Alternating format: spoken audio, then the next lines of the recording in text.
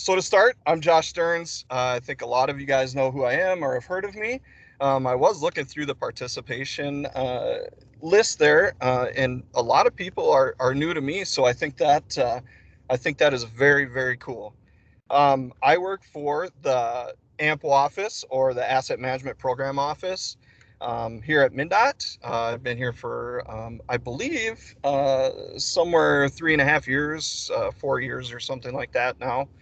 Started out in District 2 as the GIS coordinator there, and then kind of moved on to work with Trish Stefanski, if you guys have heard her name, in the AMPO team.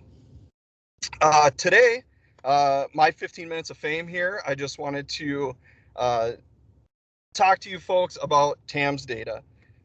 Um, the black box. I find it a little funny.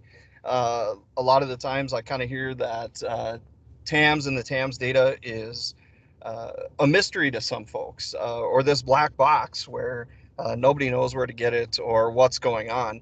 And I say that's a little funny to me because that is not our office at all. And I know a lot of people can vouch for that. We are very open. Um, we want to get the data in the hands of people. We want people to use not only the TAMS interface or application itself, but also the data. We believe, and I believe, if we don't get the data in the hands of people, we'll never know what we actually have and what we can do with that data. So I'm hoping I can dispel a little bit, anyway, of this black box and this mystery that is TAMS to some people. I know I only have 15 minutes, but I think we can get her done. Um, so this slide here depicts where TAMS has been and where it's come from, and also where it's going in the next year.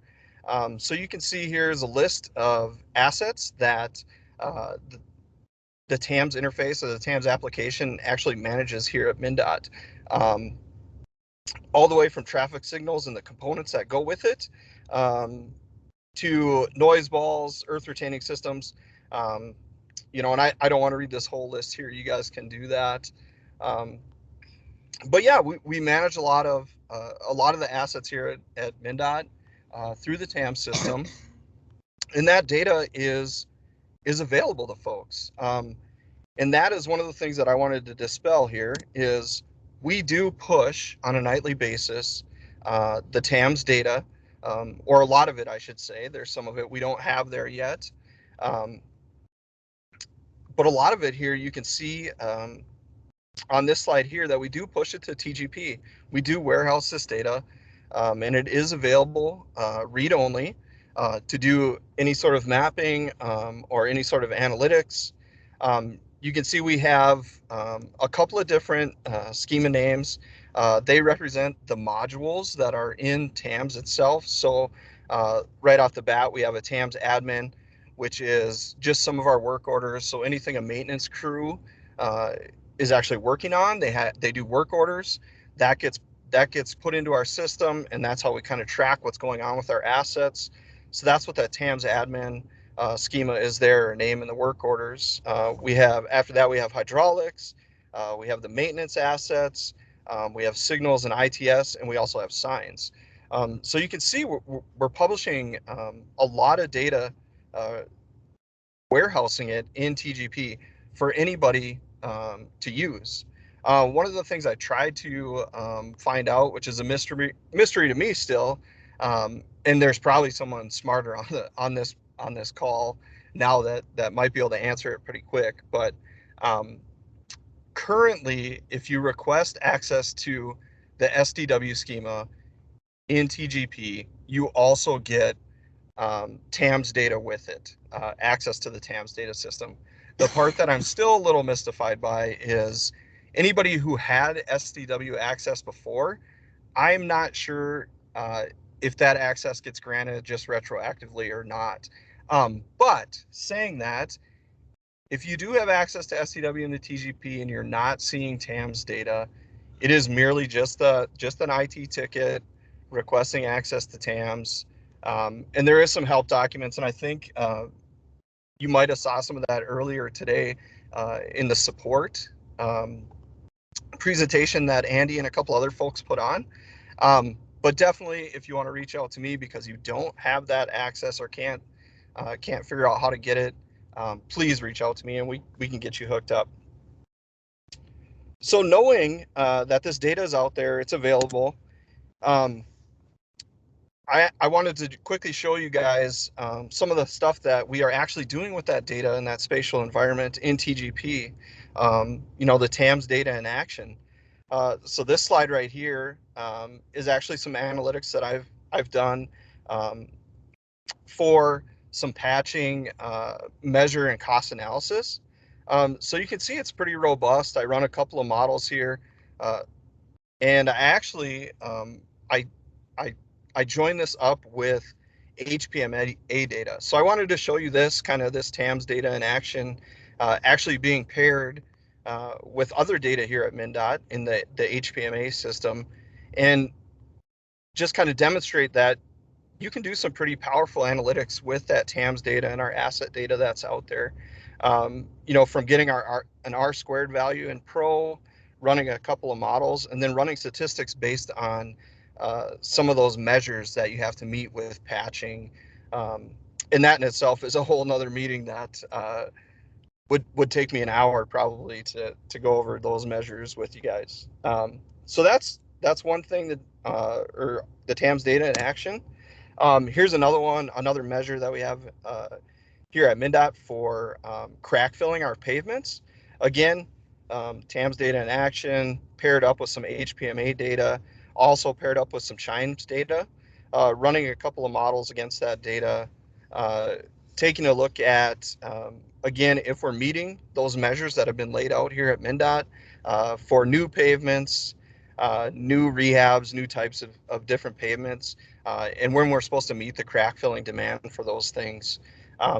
Another pretty cool analytical project that we've done with the TAMS data that we published to the TGP. One of the other things we're doing with our TAMS data now, in the data in action again, is we're starting to look at creating a lot of dashboards, taking a look at the inventory itself, and also tying that into some of the requirements that we have with our transportation asset management plan that we're putting together.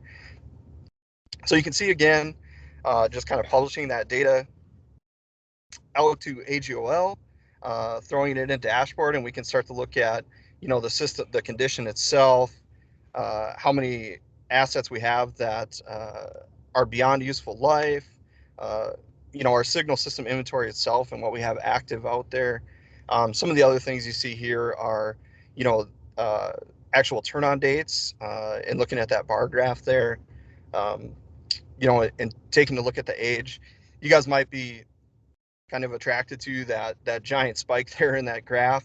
And that's actually, those dates are actually missing, and they were put in as 1991 by default. So, but kind of cool how you can kind of see those things once you put that TAMS data into action. Couple other things here. I think Galen's on the line. I believe this hotspot mapping was actually done by him, taking a look at the work orders in the termini and taking a look at where those costs are highest for that asset inventory and where they land on our system. One of the other things that we're doing with the TAMS data and related to traffic barrier is some of the defects, producing these map books for end treatment issues, getting those out to the maintenance forces so they can actually go out there and take a look at those defects, bring these map books back, and we can enter that data back into TAMS and start looking at if we've completed those defects or not. And then also that map up there in the upper right corner, looking at those defects that we have out there against our chip data and our STIP data, and taking a look at if we have a project coming, anytime soon, where we could actually prioritize those defects into the projects. And then, of course, I would definitely get in trouble if I did not mention Giorilla in our TAMS data. We also push a lot of our TAMS data into Giorilla, from our TAMS work orders to those defects that I was talking about for traffic barrier. and you can visualize them there in Giarilla as well. Um, the damage restitution is in here. Um, they're using it to kind of take a look at what's going on there for damage restitution and tracking those things. Signal systems, lighting. Um, we publish it all here to Giarilla. So um, I guess the point here being that, even if you don't want to get access to it through TGP or the SDE, it is out here in Giarilla as well. Now, I know I went pretty quick. There was a lot of topics there. Um, but that's kind of my 15 minutes. I think I almost nailed it, and left a couple of minutes here for anybody that might have a question.